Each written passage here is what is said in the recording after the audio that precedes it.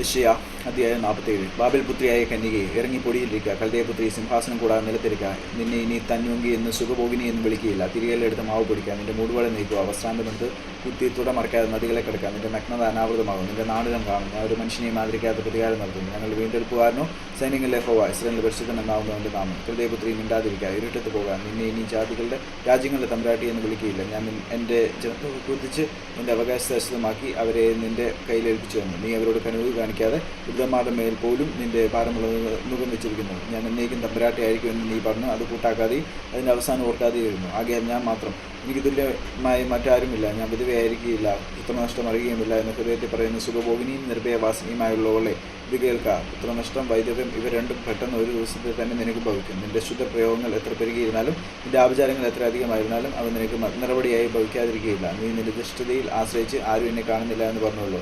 നിന്റെ ജ്ഞാനവും നിന്റെ വിദ്യയും നിന്നെ തിരിച്ചു കളഞ്ഞു. ഞാൻ മാത്രം, എനിക്ക് തുല്യമായി മറ്റാരുമില്ല എന്ന് നീ നിന്റെ ഹൃദയത്തിൽ പറഞ്ഞു.